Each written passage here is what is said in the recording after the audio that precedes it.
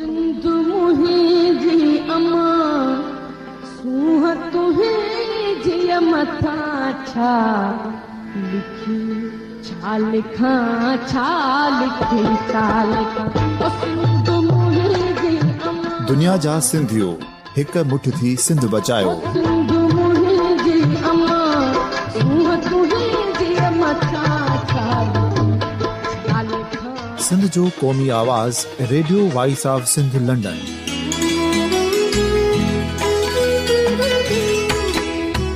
Radio voice of Sindh London पंहिंजी नशरियात में सिंध जी सियासत, समाज, इक़्तिसादियात, तारीख़, क़ौमी उमंगुनि ऐं अख़लाक़ियात मुतलिक़ सिंध जी हक़ीक़ी तर्जमानी कंदे प्रोग्रामनि खे असराइतो बणाइण लाइ सिंध जे घण घुरनि ऐं धरतीअ सां प्यार कंदड़ अदीबनि, दानिशवरनि, सहाफ़ियुनि, उस्तादनि, वकीलनि ऐं हर तबिके जे मानवारनि सजणनि खे सिंध में शऊरी इनक़लाब लाइ सहकार जो सॾु ॾियूं था। अचो त गॾिजी सूफ़ियुनि ऐं संतनि वारी सिंध जो ओज हिक मुठ थी वरी वापसि आणण वारे सफ़र जा साथारी बणिजऊं।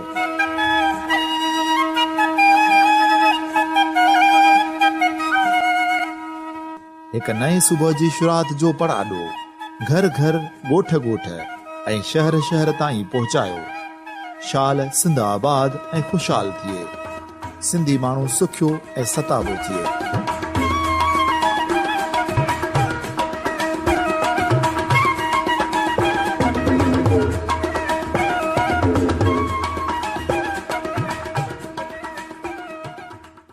सभिनी radio voice of Sindh London सां गॾु मां आहियां आजिज़ जमाली। अॼु असां मोरड़े जे मां कराची मां तव्हांखे हिकु प्रोग्राम ॿुधाए रहिया आहियूं जेको आर्ट्स काउंसिल कराचीअ में थियो।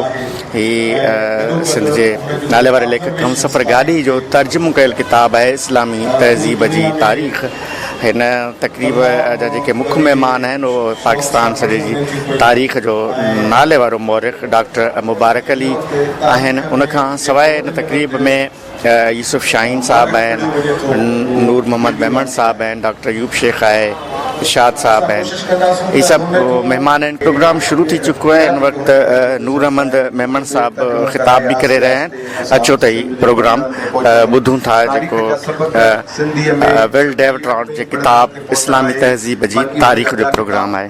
हिन किताब जो मौज़ू जेको आहे उहो हिन लिहाज़ खां असांजे लाइ बेहद अहम आहे त असां जाग्राफियाई तौर ते, तारीख़ी, तहज़ीबी ऐं सक़ाफ़ती तौर ते जंहिं ख़िते सां तालुक़ु रखूं था पिया उहा मुस्लिम दुनिया जो हिकिड़ो हिसो आहियूं ऐं उन में असां को हिन ग्लोबल विलेज ते हिकिड़ी अलॻि थलग मखलूक या अलॻि दुनिया खां अलॻि थलग हिकिड़ो ॿेट हुजे ऐं उन ते असां आबाद हुजूं, ईअं कोन्हे, उन जो हिसो आहियूं।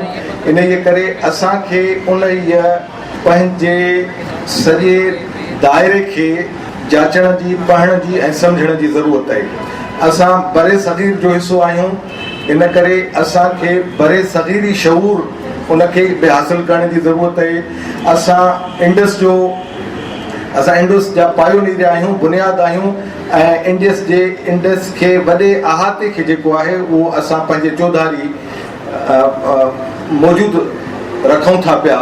त असांखे इंडस जो तहज़ीबी ऐं सक़ाफ़ती शऊर उनखे बि सॼे जो सॼे खे ॼाणण जी जेको आहे उहा ज़रूरत आहे। ईअं असां जेका मुस्लिम दुनिया आहे उन जो हिसो आहियूं, इन करे उन जे सॼे तहज़ीबी इर्तिका ऐं उन जे सॼे तफ़सील खे ॼाणण जी ज़रूरत आहे। हिननि माण्हुनि इंसानी तहज़ीब ऐं तरक़ीअ में सभिनी जेके तहज़ीबी सिलसिला आहिनि उन्हनि खे सॼी इंसानियत खां रूह शनास कराए उन जी अहमियत खे माण्हुनि खां आगाह कयो आहे। जीअं असांजो एमिन राय किताब जेको आहे उहो लिखियो हो हिस्टोरिकल रोल ऑफ इस्लाम, असां हुनजो बि तर्जुमो करायोसीं। त हुन हिंदुस्तान जे बाशऊर माण्हुनि खे, हिंदुस्तान जे सियासी कारकुननि खे, हिंदुस्तान जा जेके सान्हेबंद हुआ उन्हनि माण्हुनि खे इन ई शइ जो मुतालियो करणु ज़रूरी सम्झो हो त तारीख़ी तौर ते ही जेको डाइवर्शन मिलियो इंसानी दुनिया में इस्लाम जे नाले सां इन इंसानियत ते केॾा असर छॾिया आहिनि, कहिड़ा मोड़ छॾिया आहिनि, कहिड़ियुनि हालतुनि मां गुज़रियो आहे। त अहिड़ी क़िस्म जी हीअ कोशिशि विंडूराण जी आहे ऐं असां इन उनजे इल्मी जेको आहे कोशिशि मां ऐं उनजे हिकिड़े इल्मी शाहपारे मां वधि फैज़ियाब थियूं, सिंध जे माण्हुनि ताईं इहा ॼाण पहुचे, इन जी असां हिकिड़ी कोशिशि कई आहे। इहो असांजो हाल हबीब आहे जेको पेश करे आहे। महिरबानी। डॉक्टर इरशाद मेमण साहब खे गुज़ारिश कंदुसि त हू किताब ते अची ॻाल्हाए। असांजो दोस्त डॉक्टर इरशाद मेमण। साईं मुंहिंजा सभिनी खे सलाम। हिकिड़ी ॻाल्हि त हिकिड़े तमामु वॾे माण्हूअ जे किताब छा थीसिस जे हिकिड़े पार्ट खे, हिकिड़े चैप्टर खे सिंधीअ में ॾिसी मां ॾाढो ख़ुशि थियो आहियां। सालनि खां, मुंहिंजे ख़्याल में 2, 3, 4 साल थिया आहिनि, मुंहिंजो प्यारो दोस्त हमसफ़र साहब इन कम में लॻो पियो हो, निहायत महिनत सां लॻो पियो हो। किथे किथे किथे असां हिक ॿिए सां सलाह मशवरा बि कंदा हुआसीं, किथे किथे ॿुधाईंदो त ही पार्ट्स, ही सेंटेंसिस हिन मुआशिरे में हली वेंदा, उहे असां डिस्कस कंदा हुआसीं। कुझु सेंसिटिव ॻाल्हियूं हुयूं। बहरहाल शानदार सिंधीअ में शानदार क़िस्म जो तर्जुमो आहे। किताब जे मवाद ते ज़रूरु सीनियर्स ॻाल्हाईंदा। मां इहो अर्ज़ु कंदुसि त हीउ तमामु सवली सिंधीअ में न फ़क़ति सुठो तर्जुमो आहे, पर हिते हिकिड़े वॾे ॿिए माण्हू जे हवाले सां हिकिड़ी गुज़ारिश कयां त आउं अर्ली 80s में उन्हनि बालकनि मां हुउसि जिन खे साईं डॉक्टर मुबारक अली साहब जिन जा पिठू चयो वेंदो हो। साईं जिन जे असां छांव में जॾहिं लेफ्ट जी तरफ़ां असांजी इंटेलेक्चुअल तरबियत थी रही हुई त 2-4 शयूं असांजे लाइ नोगो एरियाज़ हुयूं। 2-4 अहिड़ा सब्जेक्ट आहे जिन खे जॾहिं असांखे लेफ्ट वारनि जेकॾहिं रोकियो न त तरगीब न ॾिनी त इहे पढ़ो। मसलन मूंखे हिकिड़ो किताबु यादि थो अचे त आख़िरे शब के हम सफ़र, उहो असां 3-4 साल प्रिंट खां 3-4 साल 5 साल पोइ पढ़ियो त अफ़सोस थियो त इहो असांखे लेफ्ट वारनि छो पियो चए न इनखे छॾे ॾियो, ईअं छॾे। ईअं कुझु लेफ्ट वारनि जिन जिन राइटर्स खां असांखे राइटर्स न इनकरेज न कयो, उन्हनि मां हिकिड़ो राइटर विल ड्यूरांट आहे। छाकाणि त हू हुन शख़्स तहज़ीब जे पस मंज़र में ॻाल्हि कई ऐं हेॾा, छाकाणि त क्लास जे हवाले खां हसासियत हुई, सेंसिटिविटी हुई। तंहिं करे सभ खां पहिरियों त डॉक्टर मुबारक अली साहब जिन जे छांव में असां जेके पॉलिटिक्स ऐं रिलीजन, फ़क़ति पॉलिटिक्स ऐं रिलीजन डिस्कस कंदा हुआसीं, उन्हनि तारीख़ डिस्कस करणु सिखी। वरी जॾहिं असां पंहिंजे तौर ते लेफ्ट वारनि खां लिकी, इतफ़ाक़ात असांजा लेफ्ट जा गुरू अहिड़ा, सभु अहिड़ा त न हूंदा, लिकी जॾहिं असां विल ड्यूरांट पढ़ियो त असां पाण में तहज़ीब डिस्कस करणु शुरू कई। सो आख़िरी ऐं बिना आख़िरी इहो जुमिलो अर्ज़ु कंदुसि त हिन किताब सां क़ौम परस्ती, पंहिंजूं महरूमियूं, मज़हब डिस्कस कंदड़ सिंधी रीडर ज़रूरु तहज़ीब डिस्कस कंदो ऐं तहज़ीब जी अहमियत ताईं पहुचंदो। वरी महिरबानी। डॉक्टर इरशाद मौज़ू ख़तरनाक छेड़े वेठो आहे। हाणे अमानला शेख इलाही बख़्श बिकक ऐं इलाही माण्हू वेठा आहिनि, अब्दुल ख़ालिक जुणेजे वारा, लेफ्ट राइट। पोइ हाणे फ़िलहाल हिनखे हिते छॾे था ॾियूं। हुन इस्लामी तहज़ीब जी तारीख़ ते पहिरियों लफ़्ज़ हज़रत मोहम्मद जे हवाले सां लिखियो आहे त उहो उनजे ॼमण खां 5 साल अवल छा हुयो ऐं उन खां पोइ उन अरब सहरा में छा छा थियो आहे ऐं अरब सहरा कीअं इल्म, कीमिया, फिज़िक्स, केमिस्ट्री ऐं उन गायनी उन्हनि मुख़्तलिफ़ फिल्मनि ते केॾा वॾा असर विधा आहिनि। इहो सॼो हिन किताब में मौजूदु आहे। इन करे हीअ किताबु पढ़ण जहिड़ो बि आहे, ॿुधाइण जहिड़ो बि आहे। हींअर आउं गुज़ारिश करियां थो दिलि जे गहराइनि सां पंहिंजी भेण ऐं director Benazir Bhutto chair Karachi university मोहतरमा सहर गुल साहिबा खे त हू अचनि ऐं पंहिंजे ख़्यालनि जो इज़हार कनि। सभिनी दोस्तनि खे मुंहिंजो सलाम। मूंखे जॾहिं हमसफ़र साहब ॿुधायो पहिरियों भेरो त हिन किताब ते मूंखे ॻाल्हाइणो आहे त मूंखे तमामु घणी ख़ुशी थी। हुनजा 2 सबब हुया। पहिरीं त मूं सोचियो त हमसफ़र वटि हिकिड़ी डिघी लिस्ट हूंदी संदसि मनपसंद किताबनि जी, अदब, फ़लसफ़े, तारीख़ ऐं ॿियनि शोबनि सां वाबस्ता। हिन इहो किताबु छो चूंडियो? विल ऐं ड्यूरान ॿई जेके जीवन साथी पाण में जेके लिखंदा रहिया आहिनि उन्हनि जा अनेक किताब आहिनि। बतौर फ़लसफ़े जे शागिर्द जे ऐं उन्हनि मुंहिंजा तमामु घणा मनपसंदि रहिया आहिनि उहे। त आख़िर हमसफ़र इहो छो सोचियो हिन जी हमसफ़र खे ख़बर हूंदी। इहो सुवाल त हिकिड़ा मंतक फ़लसफ़ी जे लाइ चवंदा आहिनि त बेशक हू साइंसियत ते यकीन रखंदो आहे, मंतकियत ते यकीन रखंदो आहे, रैशनैलिटी अकुलियत पसंदि जो जेको पासो हूंदो आहे उन ते संदसि फोकस हूंदो आहे, उन ते संदसि ध्यानु हूंदो आहे। ऐं आख़िर उन्हनि 1947 में यानी कई सदियूं अॻु, कई ॾहाका अॻु उन्हनि इन किताब खे छो चूंडियो। पोइ मूंखे ॻाल्हि सम्झ में आई त हिन दौर में इस्लाम खे हिकु गहरी नज़र जी ज़रूरत आहे। बतौर मज़हब जे उनखे ॾिसजे, बतौर अक़ीदे जे ॾिसजे, या बतौर हिकु तारीख़ जे हिकु लकार जे ॾिसजे, उनखे हिकु फ़लसफ़ीअ जी निगाह जी ज़रूरत आहे। ऐं पाण फ़लसफ़े जी शागिर्द आहियां ऐं पाण फ़लसफ़े में MA करे हींअर PhD कयां, पर विच में हिकिड़ो अहिड़ो डिटूर मूं वरितो। जेके माण्हू सर्द जंग जा शागिर्द रहिया आहिनि उहे ज़रूरु इस्लाम या पोस्ट कोल्ड वॉर इस्लाम या कोल्ड वॉर जिहाद खे ॾिसंदा, सम्झण जी कोशिशि कंदा। सो मां बि मुंहिंजो जेको सेकेंड मास्टर्स इंग्लैंड मां हो एंथ्रोपोलॉजी में, उन में मुंहिंजी थीसिस जो जेको टॉपिक हुयो उहो हुयो ग्लोबलाइज़ेशन ऑफ जिहाद। उन में असां अफ़गानिस्तान वॉज फोकस।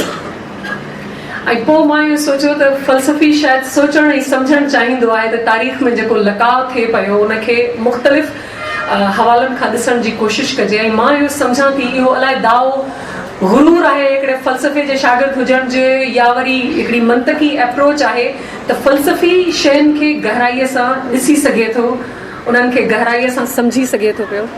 इस्लाम जेको आहे 21वीं सदी में या 20वीं सदी खां जे पछाड़ीअ में जेको उनजो रूप जुड़ियो आहे पूरी दुनिया में, ट्रांसनेशनल इस्लाम चइजे या ट्रांस बॉर्डर्स इस्लाम चइजे, उन में हिकिड़ी गहरी नज़र जी ज़रूरत आहे। पर विल ड्यूरान जो कमु तमामु अॻु में कयो, जॾहिं शायदि 4-4.5 ॾहाका अॻु में, जॾहिं इस्लाम अहिड़े रूप में उभरणो हुयो उन खां अॻु में ई उन्हनि ते कमु कयो। पर उन जंहिं अंदाज़ सां कमु कयो आहे उन जे बारे में अव्हांखे ॿुधाइणु चाहींदसि त फ़लसफ़ी जेके आहिनि, जीअं मूं चयो त फ़लसफ़े जूं पंहिंजूं शाख़ूं आहिनि, उन जा पंहिंजा डिसिप्लिन्स आहिनि, जंहिंमें मेटाफिज़िक्स आहे, जंहिंमें हू काइनातगीर मसइलनि ते सुवालनि ते सोचनि था। एपिस्टेमोलॉजी आहे जंहिंमें इल्म सोचनि था त कीअं मुमकिन आहे, इल्मु कीअं मुमकिन आहे, शऊर कीअं मुमकिन आहे, लकाउ कीअं ॼाणिजे, या इल्म अख़लाक़ियात आहे, समाजी क़द्र छा आहिनि, वैल्यूज़ छा आहिनि, कल्चरल वैल्यूज़ छा हूंदा आहिनि, या वरी इल्म जमालियात आहे, उन में असीं शयुनि जे, वाक़िअनि जे, तसवुरनि जे हुस्नाक पासनि ते नज़र विझंदा आहियूं जेके फ़लसफ़े जा शागिर्द आहियूं। उन्हनि जे लाइ हिकु अहिड़ो मज़हब जेको 21वीं सदी में उनजी मसख़ थियल सूरत असांजे साम्हूं अचे थी पई, ऐं उनजे हुस्नाक पासे ते तमामु हिकिड़ो गहरो परदो विधियलु आहे। त हीअ जेके फ़लसफ़ी आहिनि जिन हिन मौज़ूअ ते कमु कयो, ऐं मां चवां थी हमसफ़र जे लाइ हिन दौर में हिन किताब जो अचणु छो लाज़मी हो, त हुननि कहिड़े तरीक़े सां किताब लिखियो आहे। हुननि इहो किताब तारीख़ी मादियत जी नुक़्ताए निगाह सां लिखियो आहे। तारीख़ी मादियत जी नुक़्ताए निगाह इहा त उन दौर में, उन दौर जी मईशत कीअं हुई, उन दौर जी सियासत कीअं हुई, उन दौर में अक़ीदो कीअं हो, उन दौर में समाजी क़द्र कीअं आहे, हिकु टोटैलिटी में हिकिड़ो इस्लाम, या उन दौर में अर्बनाइज़ेशन कीअं थी रही हुई, जंगियूं कीअं हुयूं, ट्रीटीज़ कीअं हुया। इस्लाम ज़ाहिर हिकिड़ो पॉलिटिकल मज़हब आहे, हिन में कोई शक न आहे, तो सियासत पाण सां गॾु खणी आयो आहे, अक़ीदे सां गॾु, हिन में कोई शक न आहे। सो उन दौर में उहो कीअं पियो उसरियो, उन जी सॼी हिकिड़ी टोटैलिटी में एनालिसिस आहे। ऐं तारीख़ खे पढ़णु बि ईअं घुरिजे, तारीख़ खे सम्झणु बि ईअं घुरिजे। तारीख़ सां इंसाफ़ बि तॾहिं थींदो जॾहिं असीं तारीख़ी मादियत जे नुक़्ताए निगाह खां उनखे सम्झण जी कोशिशि कंदासीं। सो हिन दौर में जॾहिं हीअ किताब ट्रांसलेट थी आयो आहे, हीअ दौर अजीब आहे इस्लाम लाइ। नरगिसियत जो दौर आहे, हिकु बेसमझीअ जो दौर आहे। उन में ॿ तव्हांखे हिकिड़ा डिफरेंट डायमेंशन्स नज़र ईंदा इस्लाम खे सम्झण जा। हिकिड़ा उहे जेको वेस्टर्न मीडिया आहे, ऐं वेस्टर्न इस्लामोलॉजिस्ट ऐं रिसर्चर्स कोन थी चवां, उहे ॾाढा मुहज़िब ऐं बैलेंस्ड आहिनि, पर वेस्टर्न मीडिया आहे उहा जेका इस्लाम जी तशरीह करे थी, उहा जहिड़े तरीक़े सां इस्लाम खे इंटरप्रीट करे थी, उनखे मुंहुं ॾियणो थो पए असां जहिड़े उन्हनि माण्हुनि खे जेके तहक़ीक़ कनि था हिन मौज़ू ते। ऐं ॿिए पासे वरी आशिकाने इस्लाम आहिनि, जेके इस्लाम जे पासे में उन जा वॾा दावेदार थी बीठा आहिनि, पर उन्हनि जी छांव हेठि कीअं इंतिहा पसंदी जो ॿिज छटिबो रहियो आहे, ॿिया उहे आहिनि। त इन्हनि ॿिन्ही कुवतुनि खे मुंहुं ॾियण खां अॻु में मां इहो सोचींदी आहियां त it's very important to understand Islam in reality what it is as a religion. ऐं जेको उन दौर में जेको कल्चर हो, जंहिं दौर में उहो उसरियो, ही किताब उन दौर जी हिकिड़ी कहाणी आहे त कहिड़नि सियासी मुआशी समाजी हालतुनि में इस्लाम उसरियो। सो इन हिकिड़े हवाले खां मां इहो बि चवंदसि त जेका ही 21वीं या 20वीं सदी जी पछाड़ी या 21वीं सदी जी पछाड़ी आहे, उन इस्लाम जो मिज़ाज तब्दील करे छॾियो, माण्हुनि जे ज़हननि में उन्हनि जी अप्रोच तब्दील करे छॾी, इस्लाम खे नयूं मानाऊं ॾेई छॾियूं। मां इन जी तहक़ीक़ जे करे 2.5 साल अरबी बि सिखी आहे। जॾहिं तव्हां अरबी सिखंदा आहियो त तव्हां उन ॿोलीअ जे मिज़ाज खे सम्झण जी कोशिशि कंदा आहियो। हाणे लफ़्ज़ जीअं तालिब आहे, ॾाढो हसीन लफ़्ज़ आहे, शागिर्द स्टूडेंट, ऐं तालिबान माना 2 तालिब। आई डोंट नो त उन्हनि खे तालिबान छो था सॾनि, छो त अरबी में प्लूरल, देयर 2 प्लूरल्स इन अरबी, किताब, किताबान, कुतुब, ऐं सेम वे तालिब, तालिबान, तुलाब, लाइक दैट। बहरहाल इहो हिकिड़ो लफ़्ज़ आहे, इन जी हिकिड़ी अजीब माना थी वई। तव्हां तालिब जो जॾहिं सोचींदो त तव्हांजे ज़हन में ईंदो त का टेररिज़म जी ॻाल्हि पई हले, कंहिं टेररिस्ट जी ॻाल्हि पई हले। ॿियो जिहाद, जिहाद जहिड़ो हसीन लफ़्ज़ अरबी में जहिड़े तरीक़े सां इस्तेमालु थियो आहे, उनखे तव्हां ॾिसो। ऐं असां अरबी सिखी आहे, असां आख़िरी लेवल में लेसन हिकिड़ो पढ़ंदा हुआसीं, जंहिंमें हिकिड़ी जेका माई आहे उनजे घर में उनजो घर वारो ॾाढा महिमान वठी ईंदो आहे, सॼो ॾींहुं किचन में हूंदी आहे, पचाईंदी वेठी आहे, रधो पको पई कंदी आहे, उहा बि चए थी त आउं जिहाद थी कयां, या ॿार महिनत थो करे त आउं चए थो आउं जिहाद पियो कयां। सो इन्हनि ख़ूबसूरत लफ़्ज़नि जी इंटरप्रिटेशन पोस्ट कोल्ड वार जिहाद जेको आहे, या कोल्ड वार जिहाद, उहो मटाए छॾी। असां बेवस आहियूं त असीं उनखे ईअं जो तीअं छो छॾे ॾियूं, असीं उन ते असांखे कमु करणु घुरिजे।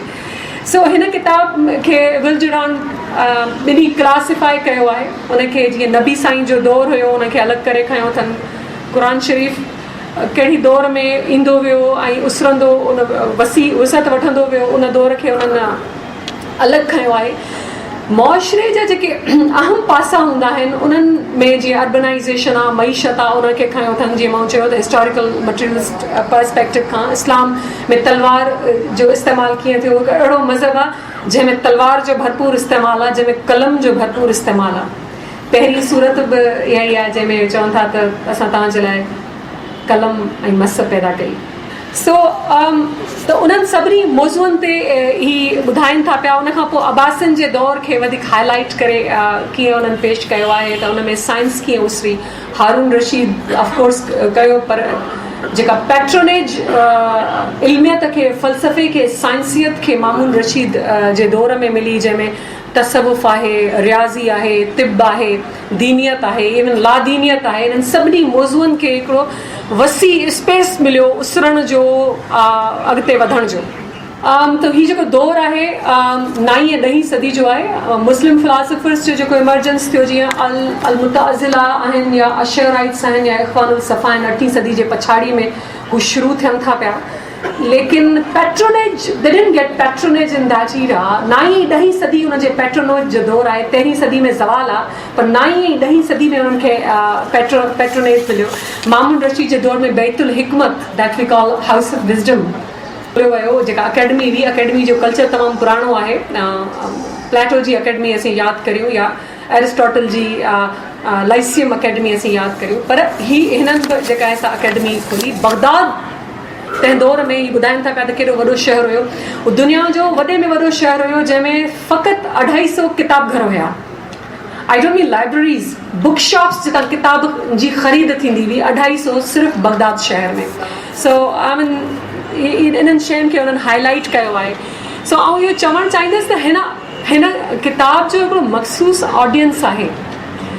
इन करे हिन में कसीर मालूमात आहे, कसरत आहे मालूमात जी। तव्हांखे पढ़ी दिलि खे एॾी ख़ुशी थींदी। U will know lot about Islam when U read, त कीअं इमर्ज थियो, कंहिं दौर में।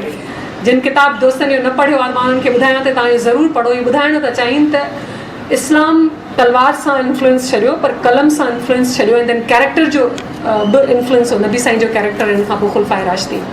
सो तर्जुमो मूंखे तमामु घणो सुठो लॻो आहे। ऐं पाण सिंधीअ में तर्जुमो कंदी रहंदी आहियां, लिखां थी सिंधीअ में। मूंखे तमामु सलीस तर्जुमो लॻो आहे। किथे किथे प्रूफ जूं चुकूं रहिजी वियूं आहिनि, वेरी तमामु माइनर नंढियूं शुक्रिया अदा कया थी हमसफ़र जो ऐं सिंधी का अकेडमी जो इन अहम मौज़ूअ ते इन्हनि किताब मार्केट में आंदो. Thank U. हींअर असां हिन किताब जी महूरत कंदासीं ऐं आउं स्टेज ते वेठल समूरनि पंहिंजे दोस्तनि ऐं महिमाननि खे गुज़ारिश थो कयां त उहे हिन किताब जी रोनमाई में शिरकत कनि ऐं वेठल जेके हेठि आहिनि उहे महिरबानी करे हमसफ़र जी शान में ताड़ी वॼाइनि.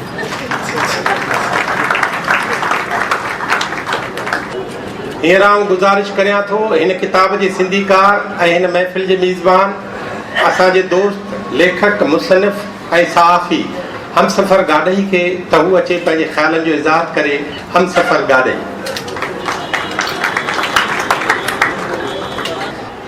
ऐं हिन किताब जे हवाले सां हिकु ॻाल्हि वज़ाहत करे छॾियां त जॾहिं हिन किताब जी इनॉग्रेशन जी असां ॻाल्हि कईसीं ऐं हिनखे सोशल मीडिया ते रखियोसीं त इहो क्वेश्चन वॾे तुमतराक सां उथारियो वियो त छा का इस्लामी तहज़ीब बि थींदी आहे. सो मूं कंहिं बि दोस्त खे को जवाबु कोन ॾिनो. अलबत्ता काफ़ी दोस्तनि जी बहस में हिसो वरितो त भई ॻाल्हि इहा आहे त असां वटि सोसाइटी में स्वीपिंग स्टेटमेंट्स ॾाढा ॾिना वेंदा आहिनि त दादा हीअ सिविलाइज़ेशन इस्लामी थींदी आहे. भई ॻाल्हि इहा आहे त हीअ किताब मूं न लिखियो आहे, हीअ किताब विल डेवरांट लिखियो आहे. ॿियो इहो त जेका इस्लामिक सिविलाइज़ेशन आहे उन लाइ मुख़्तलिफ़ दौर में मुख़्तलिफ़ टर्मिनोलॉजीज़ यूज़ थींदियूं रहियूं आहिनि. कंहिं दौर में मुहम्मदन सिविलाइज़ेशन यूज़ थियो आहे, कंहिं दौर में मुस्लिम थियो आहे, कंहिं दौर में इस्लामिक थियो आहे. सो बहरहाल ज़ाहिर आहे हर सिविलाइज़ेशन हुजे थी तंहिंजे करे इस्लामिक सिविलाइज़ेशन बि पंहिंजे दौर में रही आहे ऐं इन में जेको कुझु आहे उहो मुंहिंजो न आहे, उहो लेखक जो आहे. मूं ईमानदारी सां कोशिशि कई आहे त उहो माण्हुनि ते मुंतक़िल करे. हिकु ॻाल्हि इहा. ॿी ॻाल्हि इहा त हिन किताब जी सिलेक्शन खां वठी करे हिन किताब खे पाया तकमील ताईं पहुचाइण लाइ ऐं सिंधीकार जी सरवाण साईं नूर अहमद मेमन साहब जो थोराइतो आहियां छो त मूं हीअ किताब 1 साल तर्जुमो करे अध में छॾे ॾिनो हुयो ऐं मुंहिंजे तमामु वेझनि दोस्तनि खे ख़बर आहे त मूं किन सभनि जे करे छॾियो छो त हिन किताब में ॾाढियूं हक़ीक़तूं बयानु कयल आहिनि. माना किथे किथे चले चिथाड़े कुझु शयूं यकीनी तौर ते एडिट बि कयूं वयूं आहिनि. असांखे जीअं मैडम सर गुल ॿुधायो त मनफ़ी ऐं मस्बत पासा इस्लामिक हिस्ट्री जा ॿुधाया विया आहिनि. यानी जिते मस्बत पासा खोड़सारा आहिनि, जिते तव्हां इल्मु कीमिया में, साइंस में, रियाज़ी में इस्लाम शानदार कमु कया, उते खोड़ मनफ़ी पासा आहिनि. बल्कि हीअ किताब तर्जुमो कंदे मूंखे तलख़ तजुर्बो इहो थियो त जेको माना मज़हबनि में वहशत, माना मज़हब हिकिड़ो तज़ादनि जो जीअं मजमूओ हूंदा आहिनि ऐं आहिनि स्टिल आहिनि, ईअं इस्लाम में जेको जेकॾहिं तालिबान जी वहशत असां हाणे ॾिसूं था त हीअ किताब तर्जुमो कंदे मूंखे इहो तजुर्बो थियो त तालिबान रुॻो अॼु कोन्हनि, तालिबान अॼु में बि हुआ. ऐं हिस्ट्री में जेको आहे सो ही सभु मज़हब मक़तरगाह रहिया आहिनि. मक़तरगाह हिकिड़ो कोस घर रहिया आहिनि. ऐं इहो किताब जिन दोस्तनि न पढ़ियो आहे बराए महिरबानी तनक़ीद भले कनि, बिल्कुलु उन्हनि जो राइट आहे, पर उन नुक़्ते नज़र ते पोइ तनक़ीद कनि, पहिरीं पढ़ी ॾिसनि त विल डेवरांट लिखियो छा आहे. हुन अहिड़ियूं ॻाल्हियूं लिखियूं आहिनि जेके न लिखण जहिड़ियूं, न चवण जहिड़ियूं, न ॻाल्हाइण जहिड़ियूं. तव्हां पहिरीं पढ़ी त ॾिसो त आया हिन माण्हू 37 साल पोरियो कयो. इहो बेसिकली जेको मूं हुनजी थीसिस या पोर्शन तर्जुमो कयो आहे, दी एज ऑफ फेथ हुनजो थोरो मुतारो किताबु आहे जेको मुंहिंजो दिलबर दोस्त अमीन सब्ज़ोई ते मौजूदु आहे. मूं उन खां उधारो वरितो हो ऐं बसि महिरबानी जेको तर्जुमो थी वञण खां पोइ वञा त मूं वटि पियो आहे, अञा मां हुनखे मोटाए कोन ॾिनो. पर इहा संदसि कुशादा दिली आहे जो हुन चयो आहे जो तूं कमु करे विझ, पोइ वरी वापसि ॿई कंदा रहंदासीं. ॻाल्हि इहा आहे त जेको आहे सो एॾो वॾो कमु जंहिं माण्हू 37 साल वेही पोरियो कयो आहे ऐं हुन रुॻो इस्लामिक सिविलाइज़ेशन ते कोन्हे लिखियो, ॿियनि बि खोड़ ॻाल्हियुनि ते लिखियो आहे. तंहिंजे करे पहिरीं असांखे किताब पढ़णु घुरिजे, पोइ हुनजे ॿियनि मामलनि ते ॻाल्हाइणु घुरिजे. ऐं ॿी ॻाल्हि मां चवां त विल डेवरांट अक़ीदनि जे हवाले सां तमामु ज़बरदस्त क़िस्म जूं ॻाल्हियूं कयूं ऐं जेको यूरोप असांखे हींअर तरक़ी याफ़्ता नज़र अचे थो इहा उनजी ज़बरदस्त ॻाल्हि आहे त हुन इहा ॻाल्हि वाज़े कई आहे इस्लाम जेका बि इल्म कीमिया साइंस रियाज़ी में तरक़ी कई उहा बुत परस्त यूनान खां कई पर असांजो जेको मौलवी साहिबु आहे इहा ॻाल्हि एडमिट न कंदो त बुत परस्त यूनान खां असां कुझु अक्वायर कयोसीं पर इहा ॻाल्हि रेशनली अक्वायर करणु घुरिजे इहो मञणु घुरिजे एक्नॉलेज करणु घुरिजे त यूनान बुत परस्त हो यूनान खां असां उहो सिखियोसीं ऐं पोइ मुस्लिम्स खां जेको आहे सो यूरोप सिखियो यूरोप जो जेको रवैयो बदिलियो मुस्लिम्स न उहो बेटकियती दौर खां पोइ बदिलियो आहे सो तंहिंजे करे माना हिकिड़ी रेशनलिटी जेका चइजे उहा बि डिस्कस हेठां थी आहे मज़हब जे हवाले सां ऐं इवन जेको माण्हुनि जे ज़हननि में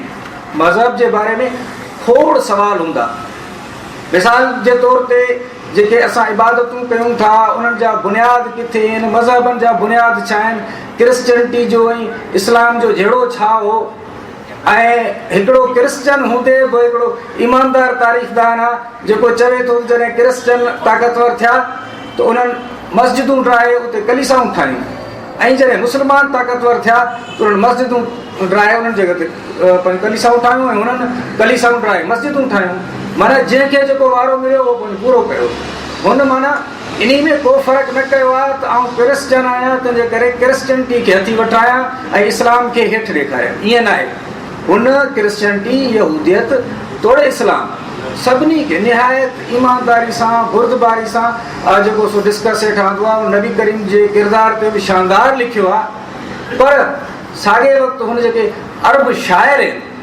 अरब शाइरनि जी शाइरी जेका हिन किताब में शामिल आहे उहा जेका मौरी जी शाइरी आहे ऐं जेको सो ॿियनि जी शाइरी आहे उहा पढ़णु वटि आहे उहा तव्हां पढ़ंदो त तव्हांखे मज़ो ईंदो मां सम्झां थो त हीउ किताबु जेको साईं नूरमन साहिबु 400 रुपयनि जो किताबु 200 रुपये में शायदि सेल ते रखियो आहे शायदि 200 रुपया तव्हांखे महांगा न पवंदा तंहिंजे करे इहो किताबु पढ़णु घुरिजे ॿी ॻाल्हि छो त तव्हां सभु दोस्त गॾु थिया आहियो हिन किताब जे लाइ बि साॻे वक़्तु बरे सग़ीर जी तारीख़ जो बल्कि मां त चवंदुसि दुनिया जी तारीख़ जा जेके कुझु वॾा माण्हू आहिनि जेके ज़िंदा वॾा माण्हू उन्हनि में हिकिड़ो आहे डॉक्टर मुबारक अली साहिब खे ॿुधणु सो डॉक्टर मुबारक अली साहिब जी मौजूदगी जो फ़ाइदो वठंदे आउं डॉक्टर साहिब खां हिकु ॿिनि सवालनि जी वज़ाहत तव्हांजे लाइ पंहिंजे लाइ शायदि मां पुछी चुको हूंदुसि ॿुधणु चाहींदुसि उहो इहो त असांजे हिकिड़े बुज़ुर्ग दोस्त सिंधी में हिकिड़ो किताबु तर्जुमो कयो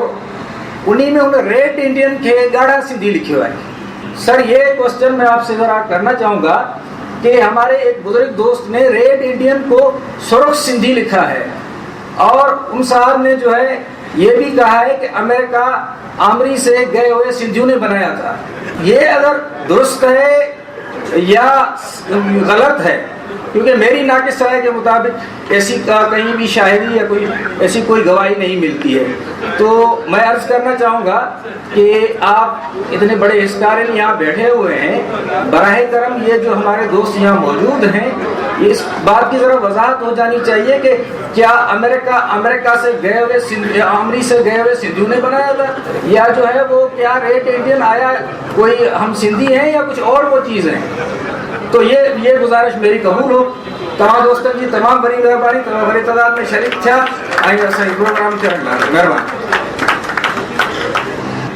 पंहिंजे साईं मसूद लोहार साहब खे हिते स्टेज ते घुरायूं था ऐं घुराइण सां गॾु हुनखे चवां थो सिधो अचे माइक संभाले ऐं महिरबानी करे देरि जो उत्तर हिते ई ॾे ऐं ॻाल्हाइणु शुरू करे असांजो दोस्त ताड़ियुनि जी गूंज में मसूद लोहार साहब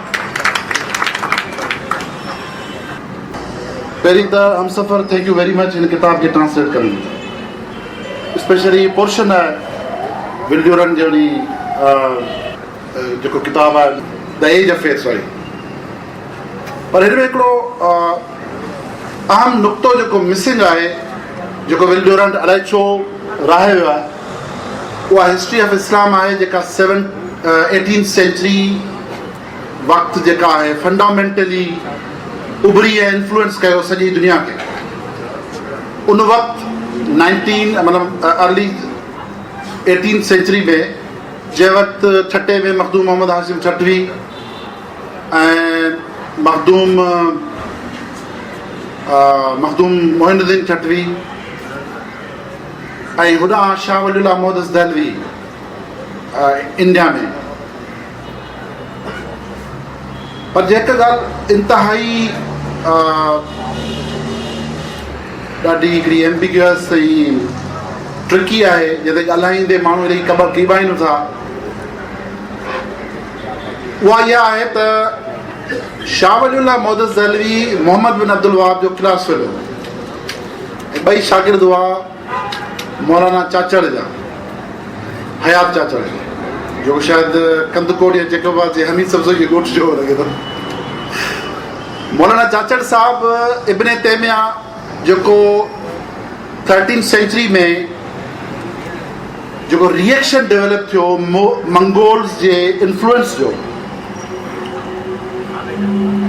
ऐं जंहिंजे करे जेका सॼी इस्लामिक वर्ल्ड हुई उहा तितर बितर थी हिकिड़े वॾे फंडा हिकिड़े इंतिहाई इम्पॉर्टेंट हिकिड़े फेज़ मां गुज़री चेंजिस जे, त इब्न तैमिया जेको आहे उहो इहो फ़लसफ़ो पंहिंजो ॾिनो त क़बर परस्ती ख़तमु करियो ऐं हीअ सॼी जेका मॉडर्न वहाबियत जेके चऊं था या उलमाए देवबंद जो मसलकी बेसिस जेको आहे उहो टेक्निकली इब्न तैमिया में निकितो। पर जेका ॻाल्हि ॾाढी विसारियल आहे ऐं जंहिं ते केरु ॻाल्हाए कोन थो, इंतिहाई ख़तरनाक, तव्हांखे इंतिहाई ॿुधायां पियो, 5-7 साल सिंध में ॾाढा ख़तरनाक थियो। उहो इहो आहे त 18th सेंचुरी में मोहम्मद बिन अब्दुल वहाब जी तहरीक जेका हुई, मौलाना चाचड़ जो मदरसो, शाह वलीउल्लाह मोहदस दहलवी वापसि अची उनजो इन्फ्लुएंस वठी फयूज़ुल हरमैन लिखियो। पर उते थिन लाइन किथे मौलाना शाह वलीउल्लाह जे जेको फिलॉसफी आहे उनमें वहाबियत जो जेको इन्फ्लुएंस आहे उहो ॾाढो बिटवीन द लाइन्स आहे।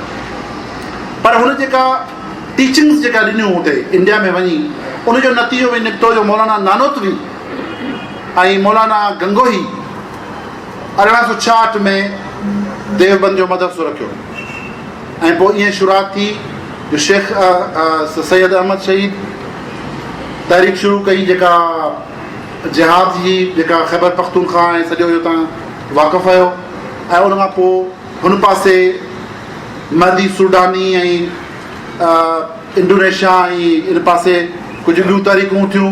सिंध में उनजो असल में तव्हांखे ॿुधायां हिकिड़ो ॾाढो इम्पोर्टेंट, सोसाइटीज़ रिएक्ट कंदियूं आहिनि पंहिंजे पॉलिटिकल हुनखे। हिते अंग्रेज़नि जो जी ग़ुलामी जो हो ऐं माण्हुनि जे अंदरि इहा तहरीक हलंदड़ हुई त कहिड़े तरीक़े सां आज़ादी माणिजे। हेॾो वॾो अज़ीम माण्हू मौलाना उबैदुल्ला सिंधी, उनजी क़बर तां थी आहियां ऐं ॾिसी आहियो आहियां, इवन उनजे क़ब्रिस्तान ते बि इन्फ्लुएंस। सिंध ऐं पंजाब जे बॉर्डर ते हिकिड़ो शहर आहे खानपुर जे वेझो, हुते क़ब्रिस्तान में मौलाना उबैदुल्ला सिंधी जो क़बर आहे, त उनजे मथां क़बर जे मथां का बि मक़बरो ठहियल न आहे, का पकी सिर लॻल न आहे, साॻियो उहा बि इन्फ्लुएंस कोन थियो। पर एक्चुअली मौलाना उबैदुल्ला सिंधी या उन दौर जा ॿिया जेके मशाहिर ऐं मशाइख़ जेके सिंध में हुआ, उन्हनि जेको इन्फ्लुएंस वरितो हिन फिलॉसफी मां जिहाद जो, उहो बेसिकली हिकिड़ो जेन्युइन ऐं नॉर्मल ऐं नेचुरल बिहेवियर हो टुवर्ड्स त बाबा असां ते अंग्रेज़ क़ाबिज़ आहिनि, असां आज़ादी माणियूं। उनजो मतिलबु हरगिज़ इन ॻाल्हि सां कोन हो जेको हाणे इंटरप्रेट कयो पियो वञे सभिनी जेके मदरसा आहिनि, मोस्ट ऑफ द मदरसा, त जेको कन्वर्जन आहे टोटल जेका बि इस्लामिक मैनिफेस्टेशन आहे फ़िरक़नि जी सिंध में, पाकिस्तान में, इवन सब कॉन्टिनेंट में, इवन ॿियनि हंधनि में, तव्हांखे ॿुधी हैरत थींदी $300 बिलियन ऐं छा ते इस्तेमालु थिया आहिनि। तव्हां वञी गूगल करे इहो पढ़ी ॾिसो था, to convert and change the face of the existing even Deobandi school of thought to make them even worse. नतीजो ही निकितो जो इस्लामिक हिन वक़्तु जेका सॼो इस्लाम आहे, ख़ुदि असां तव्हांखे ॿुधाए छॾियां, अलाह साईं ख़ैरु करे, पर हीउ जेको सिलसिलो बरक़रार जेकॾहिं रहियो, कंटिन्यू रहियो, ऐं तव्हां असां वक़्त जा कंटेम्पररी मौरख समझदार माण्हू पंहिंजे लिम्बोज़ मां, पंहिंजी इंटेलेक्चुअल हिपोक्रेसी मां, I am sorry for the bad terms and language, ऐं पंहिंजी extraordinary hypocritic ignorant slumber and silence में कायम रहियासीं मुंहिंजा साईं, त तव्हां सां उहो हाल थींदो जेको मौसल में वेठल अज़ीम तरीन माण्हुनि सां थियो। Thank U very much. हींअर आउं गुज़ारिश करियां थो नामियारे मौरिख़ ऐं आथर, एडिटर, सहाफ़ी, शाइर जनाब यूसुफ शाहीन साहब खे त हू अचे पंहिंजे ख़्यालनि जो इज़हार करे। साईं यूसुफ शाहीन साहब। ही ज़बरदस्त किताब हो जंहिं ते मां पाण ॻाल्हाइणु चाहियां थो। इहो मुंहिंजो दोस्त जनाब पीर हुसामुद्दीन राशिदी ॾाढी आजिज़ी सां वर्जाए वर्जाए चवंदो हो त पंहिंजे ॿारनि खे इस्लामी तारीख़ न पढ़ाइजो, उन्हनि जा हथ रत सां रंगिजी वेंदा।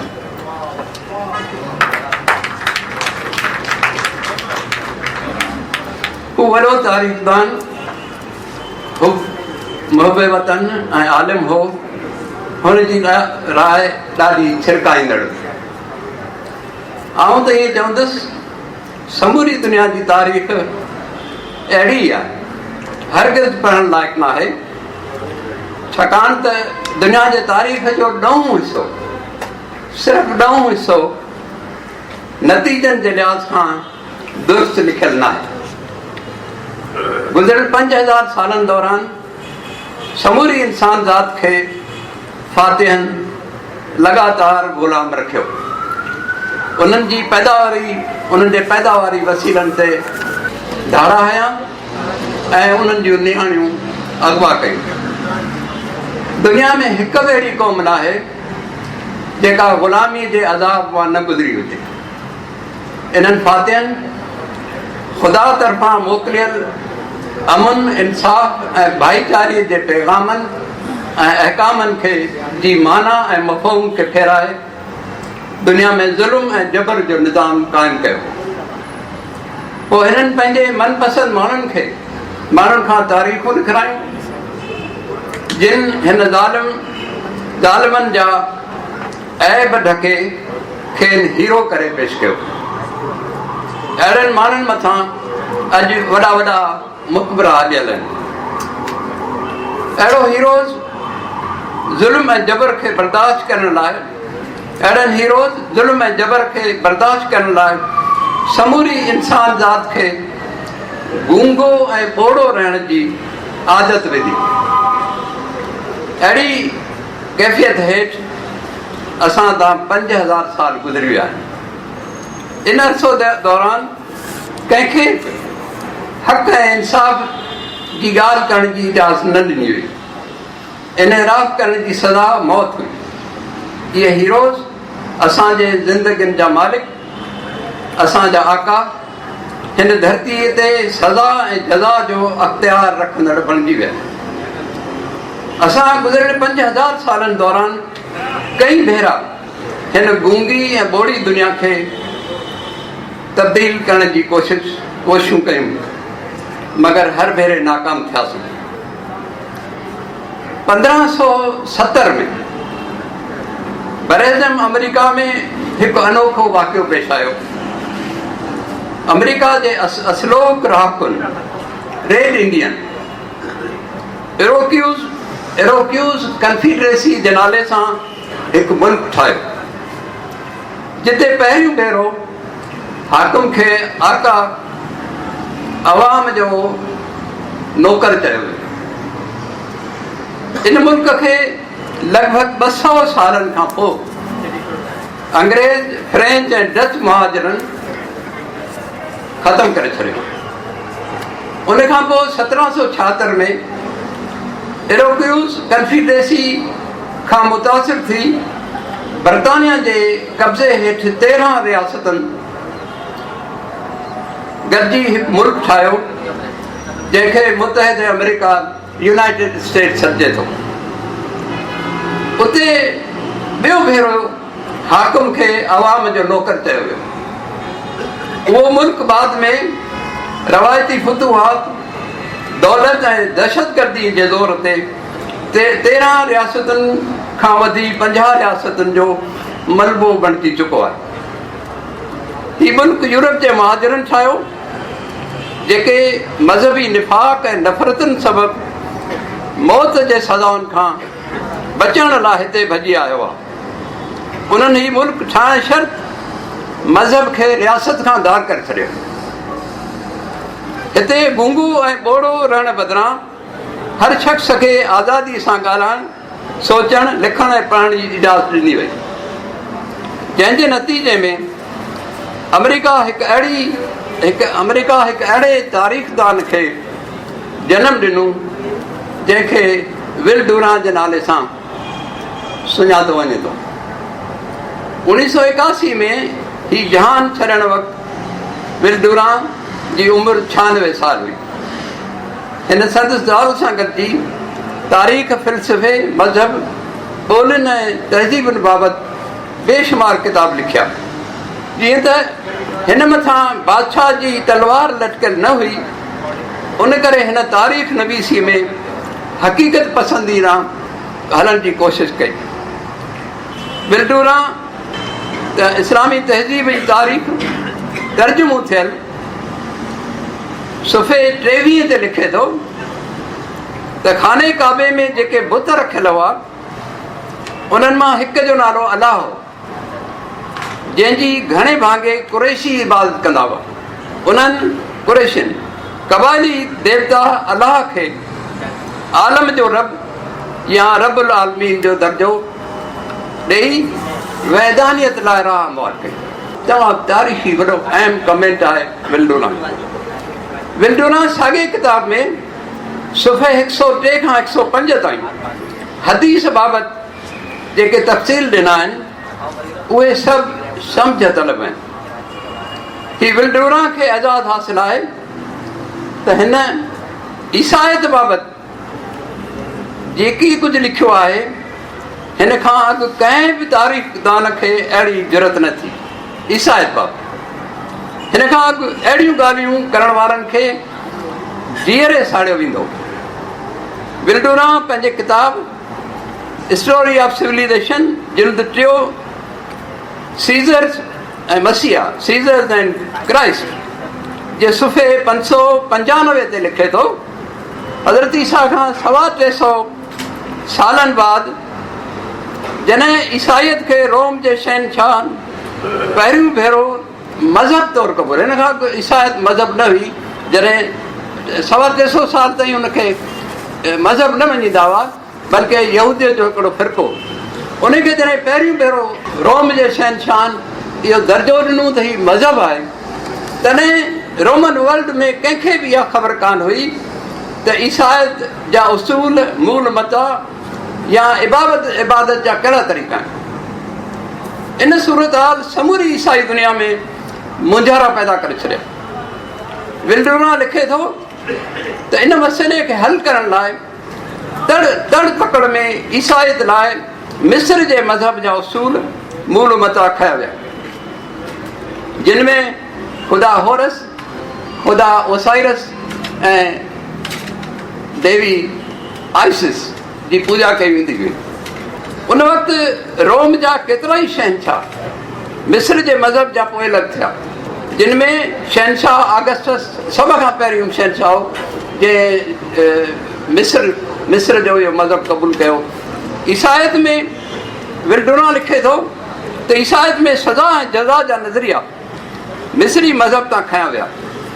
उन खां अलावा वफ़ात ऐं ॿीहर जनम जो नज़रियो थ्रेस मौजूदा बल्गारिया जे ॾंद कथा जो हिसो आहे। ईसाइत में नेकी, बदी ऐं शैतान जो तसवुर ईरान जे क़दीम कथा तां खयो वियो।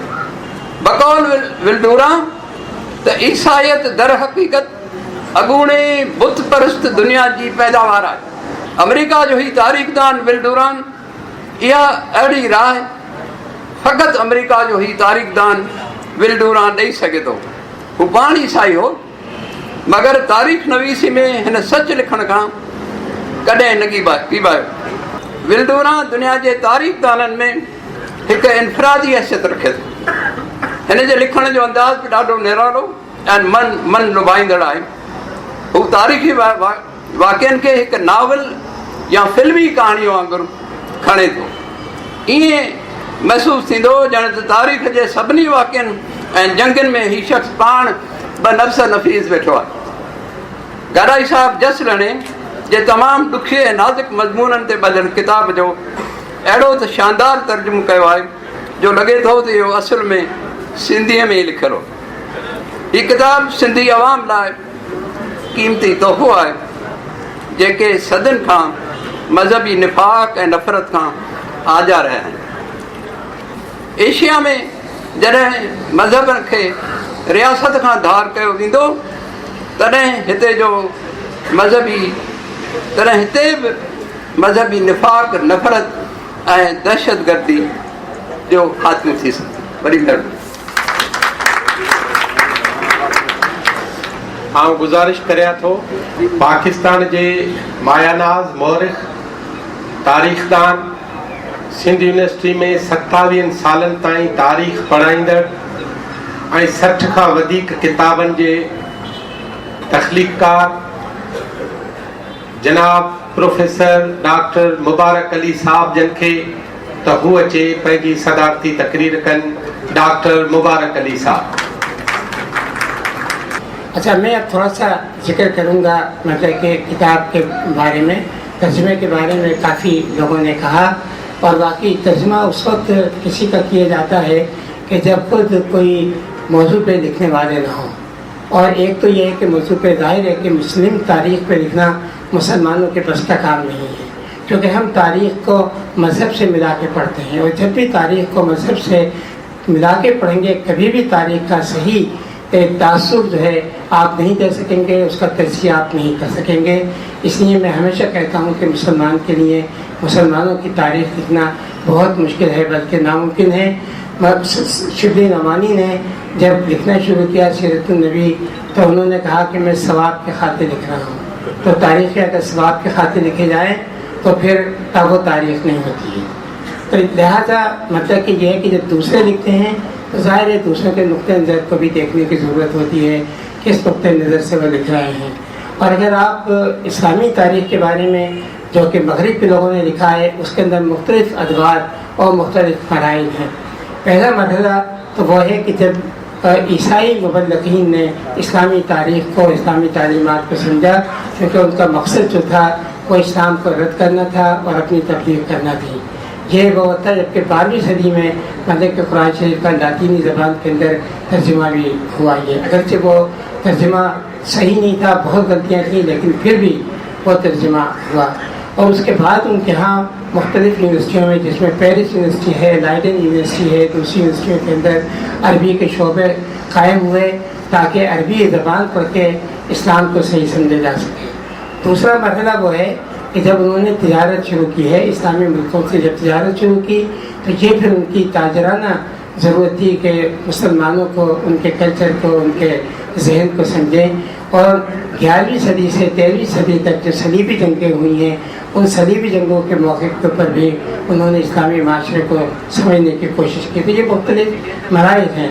और 18वीं सदी के अंदर जो इस्लाम का मुताला शुरू हुआ है, स्पेशली जर्मनी के अंदर ये मुताला करने वालों की अक्सरियत जो थी वो यहूदियों की थी।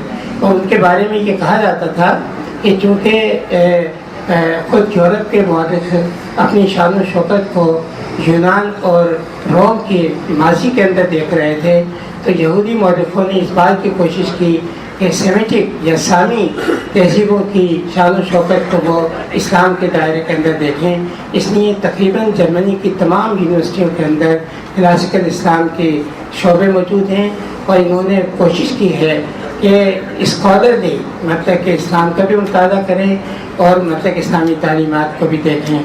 ये मुख्तलिफ अदवार हैं। अब आजकल फिर एक नया ज़माना आया है जब से एक तसादुम शुरू हुआ है। अब इस्लाम मुखालिफ क़ुव्वतें वहाँ पर मतलब कि आ गई हैं। अब इस्लाम को क्लैश ऑफ सिविलाइजेशन के तस्वुर के अंदर देखा जा रहा है। तो तारीख़ के नज़रियात जो हैं वक्त के साथ साथ जो हैं वो बदलते रहते हैं।